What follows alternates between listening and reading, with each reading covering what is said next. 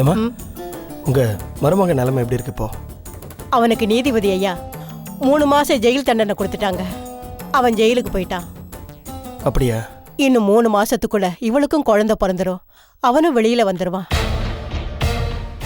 இவ குழந்தைய பத்தி உங்க கையில கொடுத்துட்டான்னா அதுவே பெரிய நிம்மதி. அவன் வந்து குழந்தைய பத்தி கேட்டா கூட நீ அடிச்சு போட்டதுல குழந்தை கலைஞ்சு போச்சு அப்படின்னு நாங்க ஏதாவது சொல்லி சமாளிச்சுப்போம். நீங்க கவலைப்படாதீங்கம்மா. கௌசல்யாவுக்கு ஒரு நல்ல வாழ்க்கையை செட்டில் பண்ற வரைக்கும் நாங்க அப்படி குழந்தைய மட்டும் வாங்கிட்டு போக மாட்டோம். நான் இங்கிருந்து உங்க மாப்பிள்ளைய கண்டிச்சு சரி பண்றேன். கௌசல்யா இனிமே யார் வீட்டுக்கும் போய் வேலை செய்ய வேணாம். அவளுக்கு நான் ஒரு கடை வச்சு தரேன். அவள் புருஷன் அவளும் உழைச்சி சம்பாதிக்கிட்டோம். அதை பண்ணி கொடுங்கய்யா, உங்களுக்கு புண்ணியமா போகும்.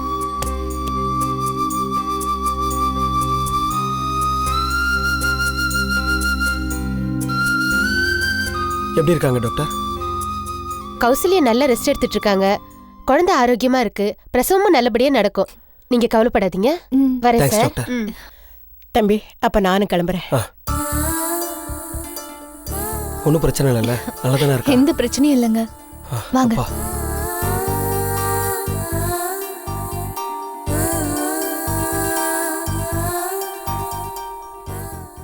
என்னம்மா சந்தோஷமா? டாக்டர் சீக்கிரமே சுகப்பிரசவம்னு சொல்லிட்டு போறாங்க. உனக்கு ஏதாவது ஆசை இருந்தா சொல்லு, நிறைவேற்றுறோம். குப்புற படுக்கணும்னு எனக்கு ஆசையா இருக்கு, ஆனா முடியல. அது சரி. நீங்க 2 பேரும் ஆசைப்பட்டபடியே குழந்தைய பெற்று உங்ககிட்ட ஒப்படைச்சிட்டா என் கடமை முடிஞ்சிடும். எனக்கு வேற என்னங்கயா ஆசை இருக்கும்? ரொம்ப சந்தோஷம். அம்மா, எனக்கு ஒரு சந்தேகம். என்ன? அது வந்து என்ன கௌசல்யா? எதுவாக இருந்தாலும் சொல்லு, நான் நிறைவேற்றுறேன். என் பிள்ளைய என்ன படிக்க வைக்க போறீங்க? என்ன சிரிக்கிறீங்க? உனக்கு என்ன படிக்க வைக்கணும்னு ஆசையா இருக்கு சொல்லு, நாங்க படிக்க வைக்கிறோம். டாக்டர், இன்ஜினியர் இல்ல வேற ஏதாவது பெரிய படிப்பா சொல்லு, படிக்க வைக்கிறோம். எது படிச்சாலும் பெருசா படிக்க வைங்கயா. அது என்ன மாதிரி கஷ்டப்படக்கூடாது இல்லையா? கவலைப்படாதம்மா, அவனை ஐஏஎஸ் படிக்க வச்சு கலெக்டர் ஆக்குறேன். சரிங்கய்யா.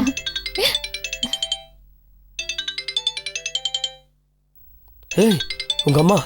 ஐயோ, நான் பேசல, நீங்களே பேசுங்க.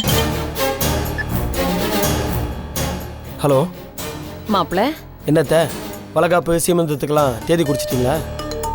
மாப்பிள்ள, ஏன் இதை தவிர வேற என்ன பேச போறீங்க? நான் சொன்னது கரெக்டு தானே? அதுதான் மாப்பிள்ள, அதேதான். என்ன மாதிரியே நீங்களும் அதி புத்திசாலியா இருக்கிறத நினைக்கிறப்போ எனக்கு எவ்வளவு பெருமையா இருக்கு தெரியுமா? உடம்பெல்லாம் அப்படியே புல்ல இருக்குது மாப்பிள்ள. எல்லாரும் வழக்கம் போல தாய போல புள்ளன்னு சொல்லுவாங்க. நாம பழமொழிய மாத்திடலாம். மாமியார போல மருமக. இது எப்படி இருக்கு? நல்லாவே இல்ல. சரி, வேணாம் விடுங்க. வேற ஏதாவது நாம புதுசா ரூம் போட்டு யோசிப்போம். இப்போ உங்களுக்கு என்ன வேணும்? இந்தாங்க உங்க மக கிட்ட பேசுங்க. வேணாம் மாப்பிள்ள, வேணாம் வேணாம். அவகிட்ட போனை கொடுத்துறாதீங்க. ஏன்? அவ போனை கண்டாலே ஓடி ஒளிவா. அது எனக்கு இங்க இருந்தே என்னோட ஞான திருஷ்டியில தெரியுது. நன்றி கெட்டவா. அவ இங்க வளகாப்புக்கு வரட்டும், அப்ப வச்சுக்கிறான் அவளை. இல்ல இல்ல, அவ நிறமாசமா இருக்கால, அதான் அப்பப்போ மூடு ஒரு மாதிரி இருக்கு அவளுக்கு. அப்பப்போ டென்ஷன் ஆகுறா. எல்லாம் உங்களுக்கு ஒரு பேர புள்ளைய பெத்து கொடுக்கணுன்ற டென்ஷன் தான். அப்படியே சொல்றீங்க மாப்பிள்ள? அது கூட லாஜிக்கா தான் தெரியுது. சரி விடுங்க, நான் அவளை மன்னிச்சிட்டேன். நீங்க எப்போ வளகாப்புக்கு அழைச்சிட்டு வரீங்க? நான் நாள் பார்த்துட்டேன். இன்னும் 15 நாள், அதாவது வர 10ஆம் தேதி நல்ல முகூர்த்த நாள். அன்னைக்கு வளகாப்பு வச்சுக்கலாமா? அதுக்கு முன்னாடி நானும் டிபார்ட்மெண்ட் விஷயமா சென்னைக்கு வரேன், அப்போ பேசிக்கலாம். அது வர்றது வாங்க, ஆனா வளகாப்பு தேதி இதுதான். வளகாப்பு கிராண்டா இருக்கணும். இப்படிதான் ஜெயந்தி என் வயித்துல இருந்தப்போ என் வளகாப்புல என்ன நடந்தது தெரியுமா? 7 வகை சோறு செஞ்சு எதிரில் வச்சாங்களா? எனக்கு வாய் ஊறி போச்சு. அந்த 7 வகை சாதம் என்னென்ன தெரியுமா? ஹலோ ஹலோ மாப்பிள்ள, கேக்குறீங்களா? என்ன இது, நான் இங்க பைத்தியக்காரி மாதிரி பேசிட்டு இருக்கேன். லைன் கட் ஆயிடுச்சு. லைன் எப்போ கட் ஆயிடுச்சு? வளகாப்பு தேதி சொல்றதுக்கு முன்னாடி கட்டாச்சா, இல்ல 7 வகை சாதம் கிண்டனதுக்கு அப்புறம் கட்டாச்சா? எப்போ லைன் கட் பண்ணான்னு ஒண்ணுமே புரிய மாட்டேங்குதே. ஏங்க அம்மா கிட்ட வளகாப்புக்கு ஒத்துக்கிட்டீங்க? நான் எங்கே ஒத்துக்கிட்டேன்? சென்னைக்கு வரேன், அப்போ நேரில் பேசிக்கலாம் தானே சொன்னேன். அப்போ நம்ம சென்னைக்கு போறோமா? நான் போகிறேன், எனக்கு டிபார்ட்மெண்ட் வேலை இருக்குது. உனக்கு இஷ்டம் இருந்தால் நீ வா, இல்லை நானே போயிட்டு வந்துடுறேன். அம்மா கிட்ட என்ன சொல்லுவீங்க? எப்போ பாரு ஃபோன் பண்ணி வளகாப்பு சீமந்தனே பேசிகிட்டு இருக்காங்க. நேரில் போய் பேசி இதெல்லாம் தேவையில்லைன்னு சொல்லி அவங்க வாயை அடைக்கணும். நீ வரியா? இவளை யார் பாத்துக்கிறது? அதான் அவங்க அம்மா இருக்காங்கல்ல. நான் யோசிக்கிறேங்க. நீங்க ஒன்னும் யோசிக்க வேணாம். நீங்க 2 பேரும் தைரியமா பத்திரமா போயிட்டு வாங்க, நான் பாத்துக்கிறேன். அத பத்தி நான் திரும்பவும் யோசிக்கிறேன்.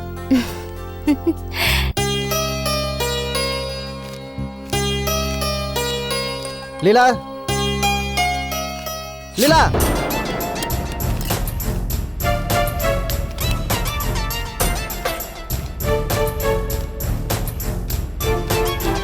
என்னங்க? இந்தா இதில் 10,000 ரூபா பணம் இருக்குது, பிடி. அந்த சுந்தரமூர்த்தி சைக்கோ கிட்ட அதை கொடுத்துரு. அந்த ஆளுக்கிட்ட நான் வாங்கின கடனை கொடுக்குற முதல் தவணை. என்ன கணக்கு வச்சுக்கோ, மறக்காமல் அந்த ஆளுக்கிட்ட வயிற்றில் கையெழுத்து வாங்கிக்கோ. கொடுக்கறத நன்றி விசுவாசத்தோட நல்ல மனசோட தான் கொடுங்களேன். எதுக்கு அவரை சைக்கோ அதுன்னு திட்டிக்கிட்டே கொடுக்குறீங்க? சும்மா ஜால் அடிக்காதடி, என் காதில் ரத்தம் வந்துட போகுது. அவர் கடையை வாங்கி கொடுத்த ராசி தான் இப்படி முதல் தவணையை உடனே கொடுக்குறீங்க. அதெல்லாம் அந்த சைக்கோ வாங்கி கொடுத்த ராசி இல்லை, என் சொந்த முயற்சி, சொந்த உழைப்பு. அது சரி, கோழி முதல்ல வந்துச்சா முட்டை முதல்ல வந்துச்சான்னு யாருக்கு தெரியும்? ஏன் போய் கண்டுபிடிக்கிறது? இதை பாரு, நான் கடை கிளம்பணும், போகிற நேரத்தை டென்ஷன் பண்ணாதான் சொல்லிட்டேன். சரி, இன்னைக்கு நீங்க ரொம்ப அழகா ட்ரெஸ் பண்ணிருக்கீங்க. என்னடி ரூட் மாறுது? உங்ககிட்ட ஒரு விஷயம் பேசணும். என்ன? ஆஃபீஸ் விஷயமா கொஞ்சம் வெளியூர் போக வேண்டியிருக்கு. உங்களோட பெர்மிஷன் வேணுங்க. வெளியூர்னா எங்க? கொடைக்கானல். தனியாவா? இல்ல, நானும் தர்ஷினியும் போறோம், கூட முதலாளியும் வராரு. என்னடி விளையாடுறியா? அந்த ஆள் கூட நீங்க கொடைக்கானல் போகணும்? ஆமாங்க, ஆனா ஆஃபீஸ் விஷயமா. ஏய், என்னை பார்த்து என்ன கேனைய மாதிரி தெரியுதா? போகக்கூடாது, அவ்வளோதான். அங்க விளம்பர போர்டு வைக்க கவர்மெண்ட் இடம் கொடுத்துருக்குங்க, அது சம்பந்தமா போறேன். போகக்கூடாதுடி. நான் போவேன். ஏய், போகக்கூடாதுன்னு திரும்ப போகணும் என்னடி அர்த்தம்? நான் ஆஃபீஸ் வேலையை தானே போறேன். ஏண்டி நான் ஆஃபீஸே வேண்டாங்கிற, அப்புறம் என்னடி ஆஃபீஸ் வேலை வேண்டி கிடக்கு? போகக்கூடாது. மாசம் 20,000 ரூபாய் சம்பளம் நீங்க தரீங்களா? என்னடி சும்மா 20,000 பூச்சாண்டி கட்டிட்டு இருக்க? இது பார், நான் சொல்லிட்டேன், நீ கொடைக்கானல் போகக்கூடாது, அவ்வளோதான். மீறி போன அப்புறம் நீ யாரோ நான் யாரோ.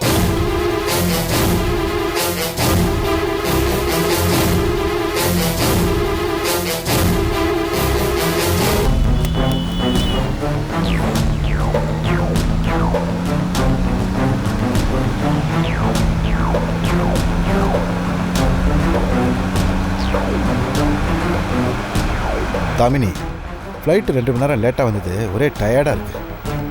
தூங்கினா சரியாயிடுங்க. ஆமா, நம்ம சென்னைக்கு வந்து எத்தனை வருஷம் இருக்கோம்? பல வருஷமாச்சு. பாரு, சென்னை ரொம்ப மாறி போச்சு. ஓவர் பிரிட்ஜு, கட்டடம், டிராஃபிக்கு, க்ரௌடு, எக்கச்சக்கமாக ஆகிப்போச்சு. இப்படி ஒரு சென்னையை நான் எதிர்பார்க்கல. நான் கடைசியாக சென்னையை பார்த்தப்ப நிறைய எருமை மாடுங்க ரோட்டில் நின்றுச்சு, சுதந்திரமாக போயிட்டு இருந்துச்சு. என் டிரைவர், சென்னையில் எருமை மாடெலாம் இருக்கா? என் பேர் ஷாம், நீங்கள் என்ன அப்படியே கூப்பிடலாம். தேங்க்ஸ் ஷாம். என் பேர் விஸ்வநாதன், இது என்னோடய ஒய்ஃப் தாமினி. நாங்கள் நியூ ஜெர்சிலேருந்து வரோம். Welcome to hot Chennai sir. இங்கே எருமை மாடு இருக்கா? ட்ரிப்ளிகேன், மயிலாப்பூர் போனால் பார்க்கலாம். மற்றபடி மனுஷங்களே டிராஃபிக்கில் நின்று, ரேஷன் க்யூவில் நின்று, ஸ்கூல் அட்மிஷனுக்கு நின்று, இப்படியே பல இடத்துல நின்று நின்று நின்று பொறுமையாக இருந்து பல சகிப்புத்தன்மையோட சொரணையே இல்லாமல் எருமை மாடு மாதிரி மாறிட்டு வரோம். இதில் எருமை மாடு வேற தனியாக இருக்குது சார். நல்லா பேசுகிறீங்க. உண்மையை பேசுகிறேன் sir.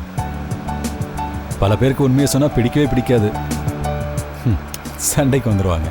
But I like you. Shyam, இது உங்க வண்டியா? இல்லை மேடம், இது பிடி வண்டி. நீங்க ஃபுல் டைம் டிரைவரா? பல தொழில் கைவசம் இருக்கு. ஏன் கேட்குறீங்க மேடம்? நாங்க ஒரு வேலையை சென்னை வந்திருக்கோம், 1 வாரம் இருப்போம். நீங்க நல்ல ஜோவியலா பேசுறீங்க. எங்க கூடவே இருந்து நாங்க யுஎஸ் போற வரைக்கும் எங்களுக்கு ஹெல்ப் பண்ண முடியுமா? செஞ்சுட்டா போச்சு. முதல்ல நல்ல ரெஸ்டாரண்ட்டுக்கு போங்க, ரொம்ப பசிக்குது. Okay sir.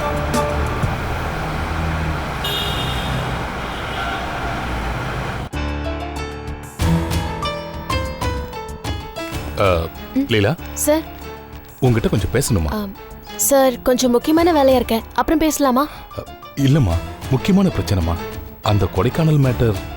சார், அந்த விஷயத்தை பத்தி நான் என் வீட்டுக்கார்கிட்ட பேசினேன். அவரு ஒத்துக்கிற மாதிரி தெரியல. வேலைக்கே போக வேண்டாம்னு சொல்றேன், நீ கொடைக்கானல் போக பாக்குறியா அப்படின்னு சொல்லி பயங்கரமா சத்தம் போட்டாரு. என்ன லீலா புரியாத மாதிரி பேசுற? நீ உன் புருஷனை சமாளிச்சுட்டு எப்படியாவது வந்தே ஆகணும். ப்ளீஸ், நம்ம கொடைக்கானல் போயே ஆகணும். என்ன சார் இது? ஒரு பக்கம் நீங்க, இன்னொரு பக்கம் அவரு.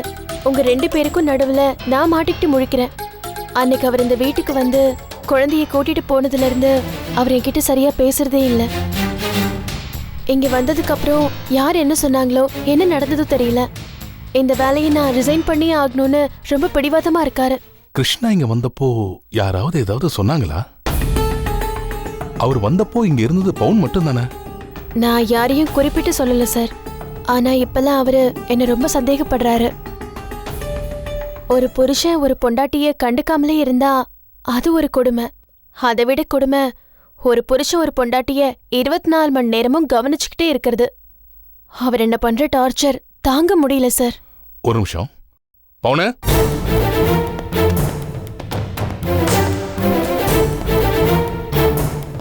பவுன. ஐயா, அன்னைக்கு இவங்க வீட்டுக்காரரு இங்க வந்தாருல்ல? ஆமா. இங்க இருந்து குழந்தைய தூக்கிட்டு போனாரு, ஞாபகம் இருக்கா? ஞாபகம் இருக்கு ஐயா.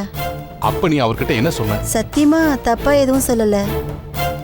இரு இரு இரு, என்ன சொன்னு தானே கேட்டேன். தப்பா சொல்லலன்னு நீயே கமிட் பண்ற. அப்ப ஏதாவது தப்பா சொன்னியா? சொல்லு. ஐயோ இல்லவே இல்லைங்க ஐயா. அம்மாவும் நீங்களும் வேலை விஷயமா காலையில போனீங்க, எப்ப வருவீங்கன்னு தெரியாது அப்படின்னு மட்டும்தான் சொன்னேன். நிச்சயமா அவ்வளவுதான் சொன்னியா? வேற எதுவும் சொல்லல? அவ்வளோதாயா சொன்னேன். அவர் என்ன பேசவே விடல. கண்ணா பின்னான்னு கத்துனாரு. குழந்தைய பிடிச்சு இழுத்தாரு. நான் தரமாட்டேன்னு சண்டை போட்டேன். இது என் குழந்தை, என் கூட அனுப்பலன்னா போலீஸ் ஸ்டேஷனுக்கு வான்னு சொல்லி என்னை மிரட்டினாரு. நான் பயந்து குழந்தைய விட்டுட்டேன். என்னை திட்டிட்டு குழந்தைய கூட்டிட்டு போயிட்டாரு. அவ்வளோதான்யா. நிஜமா தானே? உன்னை நம்பலாம்ல? சத்தியமாயா. சரி, இனிமே அந்த மாதிரி எதுவும் நடக்கக்கூடாது. யாராவது தேடி வந்தா நாங்க வர வரைக்கும் அவங்கள உட்கார வைக்கணும். எங்களை பார்த்த பிறகுதான் அவங்க போகணும். இத மீறி ஏதாவது நடந்தது உனக்கு இங்க வேலை கிடையாது. சரிங்க ஐயா. சரி, நீ போய் வேலையை பாரு. அது என்னவோ தெரியலம்மா, உனக்கு பெரிய சம்பளத்துல வேலை போட்டு கொடுத்தேன். உன் குழந்தைக்கு கான்வென்ட் டீச்சரை டியூஷனுக்கு வச்சேன். 5 லட்சத்துக்கு உன் புருஷனுக்கு சொந்தமா கடை வாங்கி கொடுத்தேன். இதுக்கு மேலேயும் உன் புருஷனை என்னால சமாதானப்படுத்த முடியலன்னா அடிப்படையிலேயே அவங்கிட்ட ஏதோ ஒரு கோளாறு இருக்கு. நல்லா தான் சார் இருந்தாரு. இப்பதான் ரொம்ப மாறிட்டாரு. நான் தூங்கிட்டு இருக்கிறப்போ என் மொபைல் எடுத்து பாக்குறாரு. எனக்கு யார் யார் கால் பண்ணிருக்காங்கன்னு பாக்குறாரு. நான் கடைக்கு போனா பின்னாடியே ஃபாலோ பண்ணிக்கிட்டு வராரு. இப்படி இருக்கிறப்போ நீங்க கொடைக்கானலுக்கு கூப்பிடுறீங்க, நான் எப்படி சார் வர முடியும்? லீலா ப்ளீஸ், எப்படியாவது உன் புருஷனை சமாதானப்படுத்துமா. நான் உன் குடும்பத்துக்கு எவ்வளவோ உதவி பண்ணிருக்கேன், இப்பவும் உதவி பண்ண தயாரா இருக்கேன். அதுக்கு பிராயச்சித்தமா நீ இதை செய்யக்கூடாதா? ப்ளீஸ் யோசிச்சு பார்த்து ஒரு நல்ல முடிவா சொல்லு. நாம கொடைக்கானலுக்கு கண்டிப்பா போகணும். ப்ளீஸ்.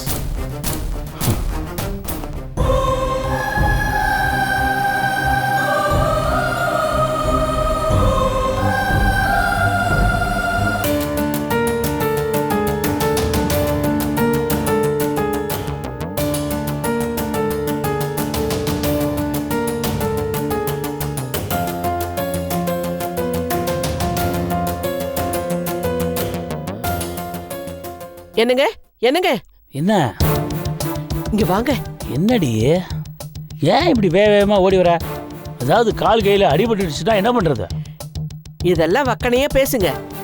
இந்த வீட்டு மருமகளுக்கு இந்நேரம் 10 மாசம் ஆயிருக்கணும்.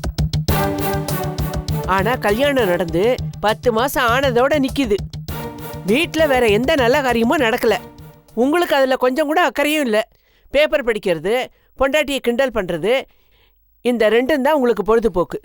இப்ப நான் என்ன செய்யணும்ன்ற? செல்வா ஆபீஸ் கிளம்பிட்டு இருக்கான். அவங்கிட்ட ஒரு அப்பாவா முதல் இரவை பத்தி பேசுங்க. செல்வாவோட அப்பாவா பேச முடியாது, ஆனா தீபாவோட மாமனாரா பேசலாம். இந்த சாமர்த்தியத்தை, இந்த வாய் ஜாலத்தை உங்க புள்ளகிட்ட காட்டுங்க. கேட்குறேன். அவன்கிட்ட என்ன வாங்கி கட்டிக்க போறேனோ? கடவுளை. ஆஃபீஸுக்கு டைம் ஆச்சு, நான் கிளம்புறேன். மைசன் ஒரு நிமிஷம். என்னப்பா என்ன செல்வா நீ பாட்டுக்கு ஆஃபீஸ்க்கு போகிறதும் வரதுமா இருக்க. வீட்டில் பொண்டாட்டி இருக்கா. உங்களுக்கு கல்யாணம் ஆனதை தவிர மற்ற எந்த விசேஷமும் நடக்கலை. நீ தீபா மேலே இறக்கப்பட்டு வீட்டுக்கு கூட்டிகிட்டு வந்துட்ட. அது ரொம்ப சந்தோஷமாக இருக்குப்பா. அதே மாதிரி எங்கள் மேலேயும் இறக்கப்பட்டு இல்லைடா, எங்களுக்கும் ஒரு பேர குழந்தைய கொஞ்சணும்னு ஆசை இருக்காதப்பா. அதுக்காக ஒரு சாந்தி முகூர்த்தம் வச்சா எங்க மனசு சாந்தி அடையும்பா. ஐயோ சொதப்பறாரே. என்னவோ இவருக்கு சாந்தி முகூர்த்தம் வைக்கிறதுக்கு பர்மிஷன் கேட்குற மாதிரியே கேட்குறாரு. ஏப்பா நீ தீபாவும் எங்களுக்காக உங்க பிடிவாதத்தை விட்டு கொடுத்துட்டு வாழணும்னு முடிவு பண்ணிட்டீங்க. அதை முழுசா செய்யுங்களேன்ப்பா. உங்கள் சந்தோஷத்துக்காக நாங்கள் வாழணும்னு நீங்கள் முடிவு பண்ணிட்டீங்க. இனிமேல் எங்கள் சந்தோஷத்தை பற்றி நாங்கள் கவலைப்பட்டோம்னா அது எங்கள் முட்டாள்தனம். உங்கள் மனசுக்கு எது சரின்னு படுதோ அதை பண்ணுங்க. அப்படின்னா ஆனால் இந்த விஷயத்தில் சம்மந்தப்பட்ட இன்னொரு ஜீவனம் இருக்குது. அவ விருப்பத்தையும் கேட்டு தெரிஞ்சுட்டு செய்யுங்க. சரிப்பா. என்னடி சொல்லிட்டு போறான் இவன்? ஐயோ சரியான மாங்காவா இருக்கீங்களே. சரி இதுக்கு சம்மதம்னு சொல்லிட்டு போறான். அப்படியா சொல்லிட்டு போறான்? ஆமாங்க.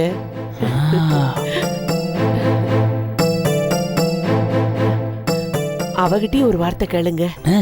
அறிவு கட்டவள பையன் கிட்ட நான் கேட்டேன். சரி மருமக கிட்ட இதை பத்தி பேச முடியுமா? நீ தான் போய் கேட்கணும். எனக்கு பயமா இருக்குங்க.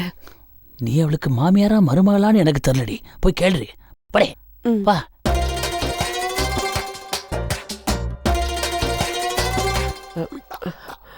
மருமகளே. என்னத்த? அது அது வந்து இட்லி நல்லா வெந்திருக்காமா? வெந்திருக்கே. சட்னியில உப்பு காரம் எல்லாம் சரியா இருக்கா? சரியா இருக்கு. அத கேட்கத்தாமா நான் வந்தேன். வரேன் வரேன். குழம்பு விட்டுட்டியா? போடி போ. ஒழுங்கா கேள்வி போடி போ. மருமகளே அது உனக்கும் செல்வாவுக்கும் ஒரு இது ஒரு அது முதல் ராத்திரி ஒன்று வைக்கலாமேன்னு.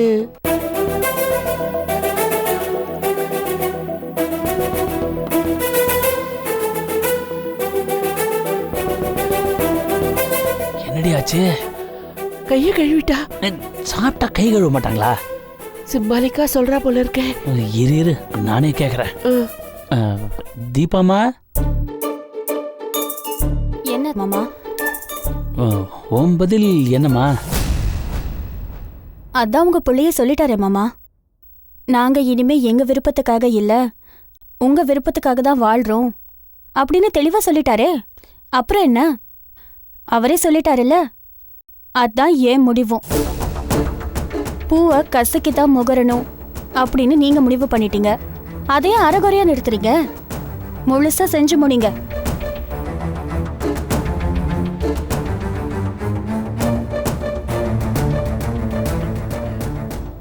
என்னங்க சொல்லிட்டு போறா?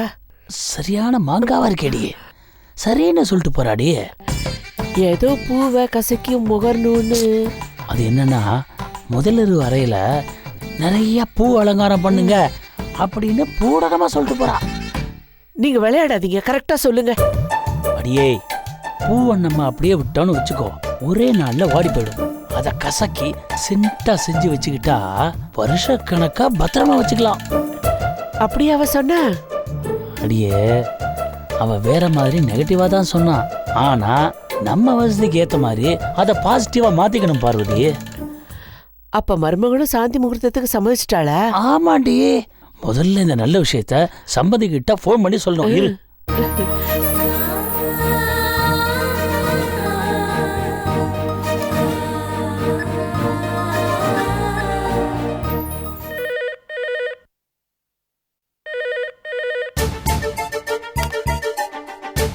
ஹலோ.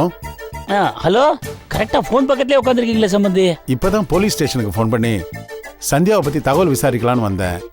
கரெக்டாக உங்கள் ஃபோன் வந்துச்சு. சரி, எல்லாம் நல்லதாக தான் நடக்குது சம்பந்தி. சந்தியா கிடைச்சிடுவா, நீங்கள் ஒன்றும் கவலைப்படாதீங்க. சரிங்க சம்பந்தி. என்ன விஷயமா ஃபோன் பண்ணீங்க? அநேகமா இன்னும் கொஞ்ச நாள்ல நீங்க தாத்தா ஆனாலும் ஆடுவீங்க சம்பந்தி. அப்படின்னா செல்வா தீபா 2 பேரும் சாந்தி முகூர்த்தத்துக்கு சம்மதம் சொல்லிட்டாங்க. உண்மையா சொல்றீங்க? ஆமா சம்பந்தி. ரொம்ப சந்தோஷமா இருக்கு சம்பந்தி. அது என்னது சம்பந்தி, நான் மட்டும் தாத்தா ஆகிறது? நீங்களும் தாத்தா தானே? நானும் தான். நாளைக்கு வீட்டுக்கு வாங்க, ஜோசியரை வச்சு நாம ஒரு நல்ல நாள் பார்த்துருவோம். சொல்றேன்னு தப்பா நினைச்சுக்காதீங்க. நாளைக்கு ஒரு முக்கியமான வேலை இருக்கு, கௌரி அனுப்பிச்சு வைக்கிறேனே. சரி சம்பந்தி, சரி, ரொம்ப சந்தோஷம். போனை வச்சிடுறேன். சரிங்க சம்பந்தி, ரொம்ப சந்தோஷம். ஓகே சம்பந்தி. கௌரி, கௌரி, சீக்கிரம் வாமா. என்னங்க? உட்காரு. எதுக்கு கூப்பிட்டீங்க? முதல்ல உட்காருமா. சொல்லுங்க, எதுக்கு கூப்பிட்டீங்க? செல்வாவுக்கும் தீபாவுக்கும் சாந்தி முகூர்த்தமா. 2 பேரும் சரின்னு சொல்லிட்டாங்களா. நல்ல நாள் பார்க்க நம்மள வீட்டுக்கு வர சொல்லிருக்காங்க. அப்பாடா, இப்பதான் ஏதோ கடவுள் கண்ணை திறந்த மாதிரி இருக்குங்க. ஒரு பொண்ணுக்கு பிடிக்காத புருஷன் வந்து அமைஞ்சாலும் போக போக புருஷனுடைய கேரக்டர்னால அவ மனசு மாறிடுவா. செல்வா ஏற்கனவே ரொம்ப நல்ல கேரக்டர். அதை புரிஞ்சுக்கிறதுக்கு தீபாவுக்கு கொஞ்சம் லேட் ஆயிடுச்சு. ரொம்ப சந்தோஷமா இருக்கு. எனக்கு ரொம்ப சந்தோஷமா இருக்குங்க. அப்பா, எப்படியோ ஒரு நல்ல விஷயம் நடந்தா சரிதான்.